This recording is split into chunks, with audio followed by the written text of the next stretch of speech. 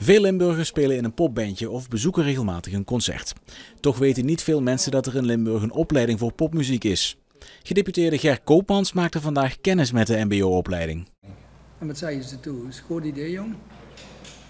Ja, ik heb niet zo'n muzikale familie, maar mijn moeder vond... Ik ook niet. Er zijn meer dan 35.000 mensen die in Limburg aan popmuziek doen. Dus dat is een enorme groep. Die is net zo groot als de hoeveelheid mensen die in harmonie en een fanfare zitten. En om de popmuziek in Limburg naar een hoger niveau te tillen, heeft de provincie een nieuwe popnota opgesteld. Er is heel veel talent en dat moet je zien te vinden, dat moet je scouten en dan moet je opleiden, zoals hier op het Akers College of conservatorium of op de popopleiding bijvoorbeeld in Hasselt. De provincie heeft veel gesproken met mensen uit de muziekwereld zelf. Bijna allemaal willen ze een goede popopleiding. Want het beroep van muzikant is toch een vak apart.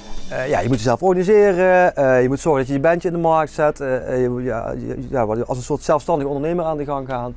En dat is iets wat je wel kunt leren zonder dat je de opleiding doet, maar wat je hier gewoon in 3 jaar in hapklare brokken aangeleverd krijgt. En daar kun je er echt wat mee dan. Ja, het gaat heel goed. Er zijn superveel muzikanten. Ook als je naar Nu of Nooit kijkt of zo, zijn echt heel veel getalenteerde muzikanten. Dus ja, het gaat heel goed in Limburg, vind ik. Wij proberen zoveel als mogelijk verbindingen te maken, maar uiteindelijk moeten mensen het allemaal zelf doen.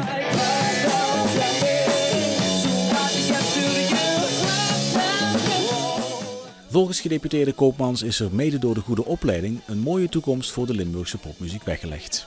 Er is een heleboel werk te vinden in alles wat met muziek te maken heeft. Niet alleen als muzikant, maar ook achter de bühne of op de bühne, de techniek en noem maar op. Alles wat daarmee te maken heeft, die hele festivalwereld. Dat is ook business, er moet gewerkt worden en het is goed dat wij er mensen voor opleiden.